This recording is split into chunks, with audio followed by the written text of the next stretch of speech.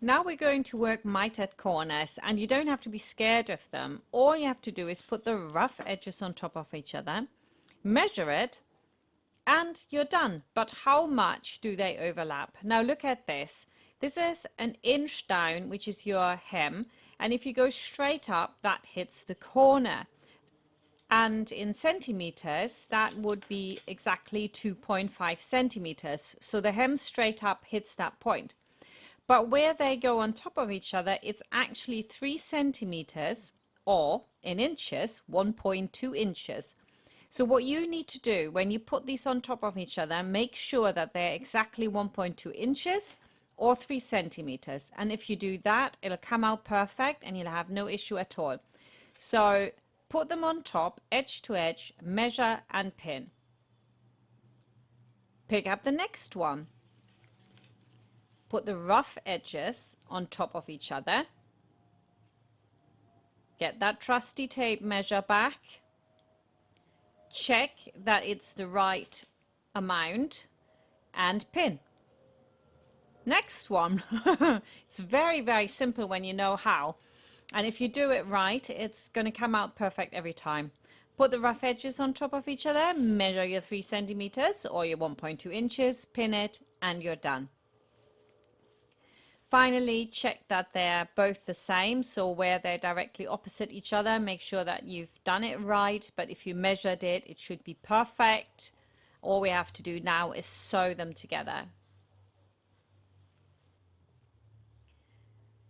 I'm using foot width here, not a centimeter, and foot width again, and rinse and repeat. And another time. I spare you that one. So you sew them together. And now you want to get your thumb and you move the seam allowance towards the hem so that it sits nicely and looks good. And if it's a little bit thick in there, just go back in and then we can trim that corner off. Yeah, you don't have to if you have a lighter fabric and it's not in the way, it's absolutely fine. But in my case, fabric was a bit thick. So I move out the corner here and I move the seam allowance towards my hem.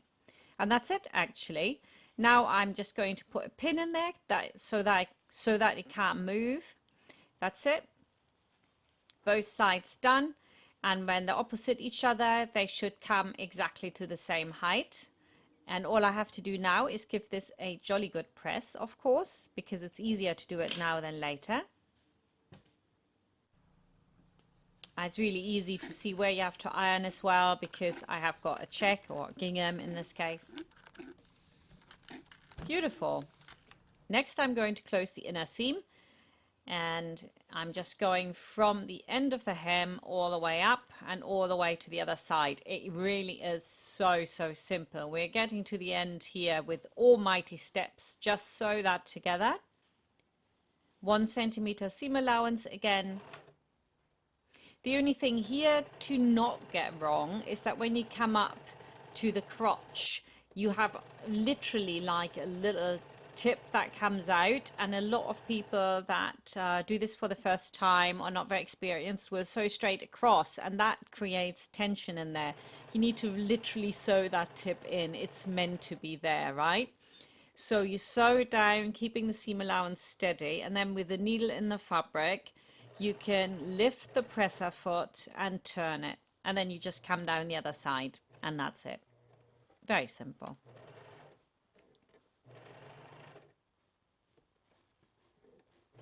Perfect. Now I'm going to go over to the overlocker or serger, and I'm going to serge it, and I'm also going to cut a little bit off the seam allowance, and then I'm going to iron it. And then I'm going to snip it so that my seam allowances run in different directions. Now I'm going to pin it.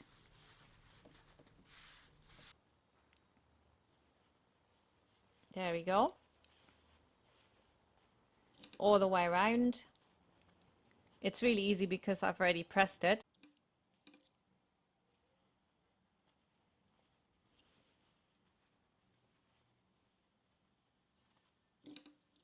Same on the other side. Get on your sewing machine, start somewhere towards the back, I would suggest.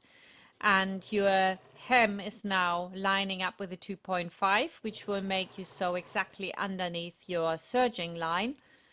And then as you come up, it will be sitting exactly on the 1.5 centimeter if you gauge it so that you sew right next to your serging line.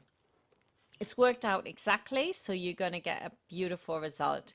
The only tricky bit is to get into the corner here, but I think it's well worth it because it looks so cute.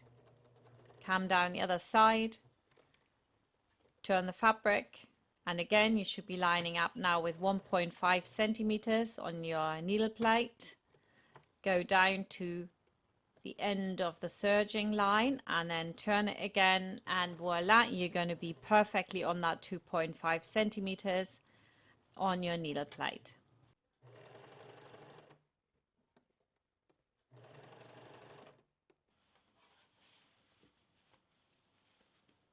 And these vents just absolutely stunning. And those little pockets are to die for, I think. I love the full piping. It looks really nice. And if you've done the beautiful zip closure, then give yourself a pat on the back too.